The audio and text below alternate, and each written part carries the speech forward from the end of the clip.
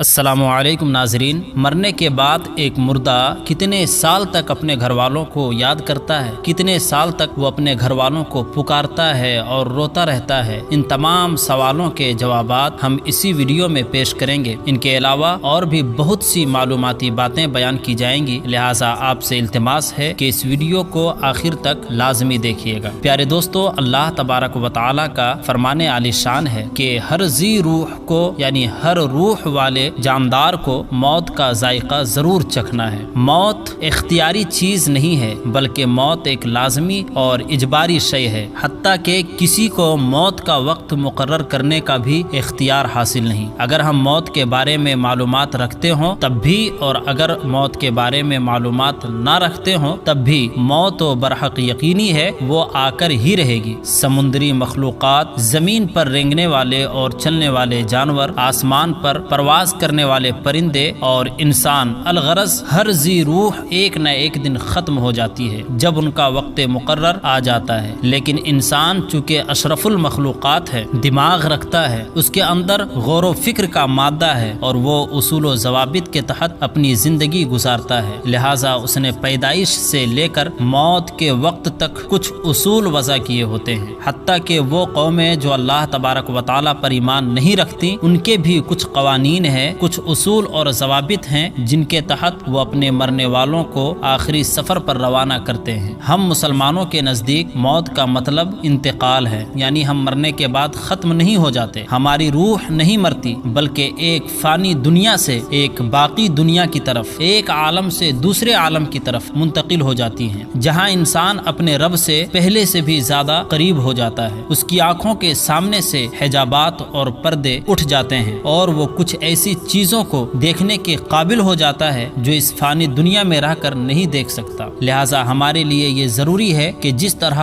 اس دنیا میں رہنے کے لیے ہم اہم معلومات حاصل کرتے ہیں، زندگی کے اختتام کے بارے میں بھی ہمارے پاس معلومات حاصل ہونی چاہیے، تاکہ ہمارا خاتمہ جانوروں کی طرح سے نہ ہو، بلکہ اس طرح سے ہو جو اشرف المخلوقات ہونے کی وجہ سے ہماری شایان شان ہے۔ ہر مسلمان کو چاہیے کہ وہ اپنی زندگی میں ضرور ضرور میتوں کو نہلانے، دفنانے اور کفنانے کا اہتمام کرے، تاکہ اس پر موت کی حقیقت صحیح معنوں میں آشکار ہو سکے۔ اب یہ بھی جان لیں کہ کسی بھی مسلمان میت کا نہلانا، کفنانا اور دفنانا مشروع ہے، اور ہر میت کا نماز جنازہ پڑھنا تمام مسلمانوں پر فرض کفایہ ہے۔ اگر کوئی ایک بھی مسلمان نماز جنازہ پڑھ لے تو سارے مسلمان بری ہو جاتے ہیں، اور اگر کسی نے بھی نہ پڑھی تو سب کے سب گناہگار ہوں گے۔ اللہ کے رسول صلی اللہ تعالی علیہ وآلہ وسلم نے اپنے ایک صحابی حضرت ابو ذر غفاری رضی اللہ تعالی عنہ سے ارشاد فرمایا، اے ابو ذر، اگر صبح کو پالو تو دوپہر کی بات نہ کرو، اور اگر دوپہر کو پالو تو رات کا ذکر نہ کرو، اور جب رات آ جائے تو صبح کی بات نہ کرو، کیونکہ تمہیں معلوم نہیں کہ کس وقت موت آ جائے۔ اے ابو ذر، ہر وقت موت کو اپنے پیش نظر رکھو، بحوالہ صحیح بخاری۔ پیارے دوستو، موت کا وقت انسان پر بہت بھاری اور مشکل کا وقت ہوتا ہے۔ احادیث کریمہ میں ہے کہ ایک کپڑا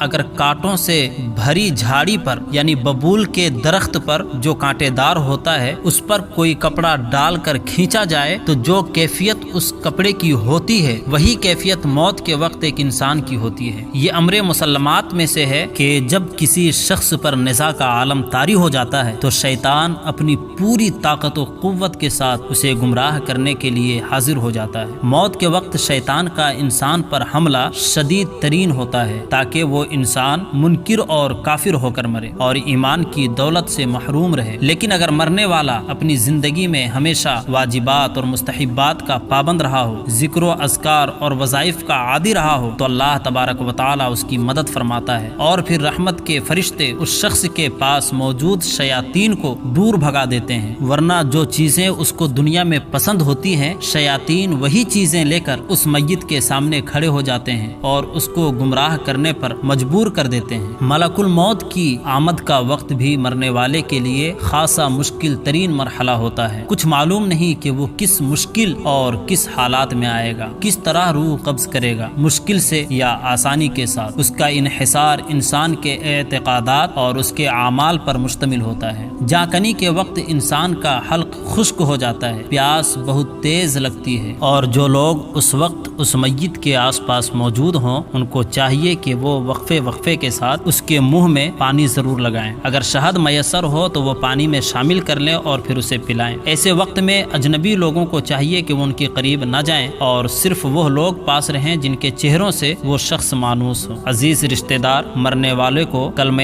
طیبہ کی تلقین کریں۔ اگر قریب المرگ شخص اپنی زبان سے ان کلمات کی ادائیگی نہ کر پائے تو انہیں چاہیے کہ یہ ان کے سامنے کلمہ طیبہ کو کچھ بلند آواز سے خود پڑھیں تاکہ وہ میت شخص بھی سن کر پڑھ لے اور اسے پڑھنے پر مجبور نہ کرے کہ وہ انکار کر بیٹھے۔ خیال رہے کہ قریب المرگ شخص کے پاس بیٹھ کر سورہ یاسین، سورہ صافات اور سورہ احزاب اور ساتھ ہی سورہ اعراف پڑھنے کی بھی بہت ہی زیادہ فضیلت آئی ہے۔ جنبی شخص یعنی جس پر غسل جنابت فرض ہو، اسی طرح حائضہ یعنی حیض والی عورت اور نفاس والی عورت کا مرنے والے کے پاس جانا ممنوع ہے۔ اس سے رحمت کے فرشتے کراہت محسوس کرتے ہیں۔ مرنے والے شخص کے پاس اونچی آواز میں باتیں کرنے اور رونے سے پرہیز کریں۔ اگر جان آسانی کے ساتھ نہ نکل رہی ہو اور ممکن ہو تو مرنے والے کی چارپائی کو اس جگہ رکھا جائے جہاں وہ شخص کثرت کے ساتھ نماز پڑھا کرتا تھا۔ مرنے والا اگر بے چینی محسوس کرے اور ہاتھ پاؤں چلائے تو اسے روکنے کی کوشش نہ کی جائے، کیونکہ موت کی علامات میں سے یہ بھی ہے کہ ہاتھ پاؤں کا ڈھیلا پڑ جانا اور ناک کا ٹیڑھا ہو جانا،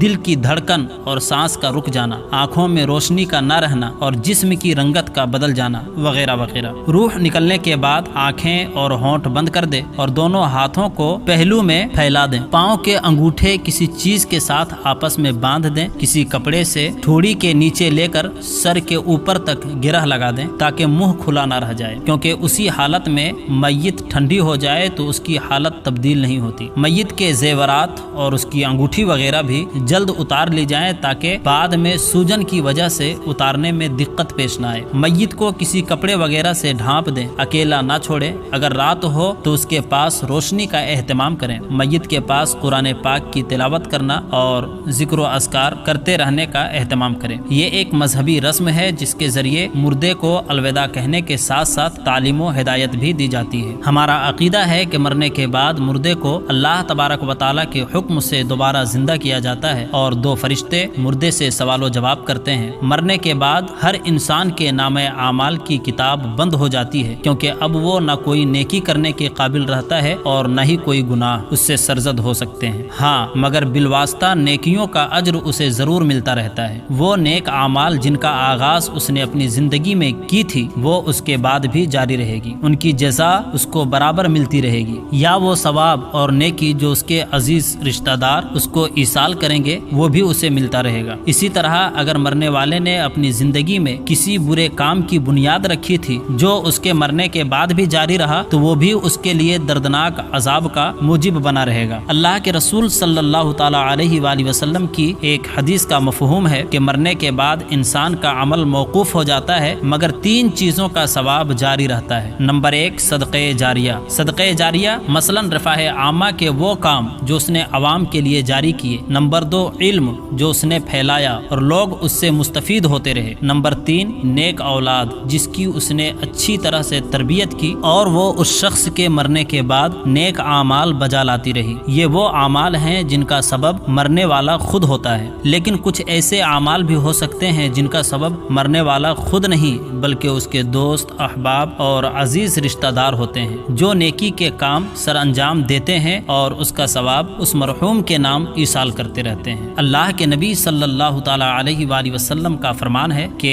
اپنے مرنے والوں کے لیے ہدیہ کیا کرو۔ صحابہ نے عرض کیا کہ یا رسول اللہ صلی اللہ تعالی علیہ وسلم ان کے لیے یعنی مرحومین کے لیے ہدیہ کیا ہے؟ تو حضور اکرم صلی اللہ تعالی علیہ وسلم نے ارشاد فرمایا کہ ان کے لیے ہدیہ صدقہ اور دعا ہے۔ نیز حضور اکرم صلی اللہ تعالی علیہ وسلم نے یہ بھی فرمایا کہ مومنوں کی روحیں ہر جمعہ کو آسمان پر اپنے اپنے گھروں کے سامنے آتے ہیں اور درد بھری آواز میں پکار کر کہتی ہیں اے میرے اہل و عیال، اے میرے ماں باپ اور رشتہ داروں، جو ہمارے ہاتھوں میں تھا اس میں سے ہم پر مہربانی کرو۔ اس مال کا حساب اور عذاب تو ہم پر ہے مگر اس کا فائدہ اور لوگ حاصل کر رہے ہیں۔ اس طرح سے ہر ایک روح اپنے عزیز و اقربا سے فریاد کرتی ہے۔ اسی لیے ہمیں اور آپ کو چاہیے کہ اپنے مرحومین کے حق میں صدقہ، خیرات اور دعائیں کرتے رہیں۔ پیارے دوستو، ہم امید کرتے ہیں کہ آپ کو ہماری آج کی یہ ویڈیو ضرور پسند آئی ہوگی۔ اگر آپ کو ہماری یہ ویڈیو پسند آئی ہے تو ہم آپ سے چھوٹی سی گزارش کرتے ہیں کہ آپ ہمارے چینل کو ضرور سبسکرائب کر لیں اور ساتھ ہی لگے بیل کے بٹن کو بھی پریس کر لیں تاکہ ہماری آنے والی مزید معلوماتی ویڈیوز کا نوٹیفیکیشن بر وقت آپ کو ملتا رہے۔ سبسکرائب کے ساتھ ساتھ ہماری ویڈیوز کو لائک کریں، شیئر کریں اور کمنٹس میں اپنی قیمتی رائے کا اظہار ضرور کریں۔ اب ہم آپ سے اجازت چاہتے ہیں۔ اللہ پاک آپ کا حامی و ناصر ہو، آمین۔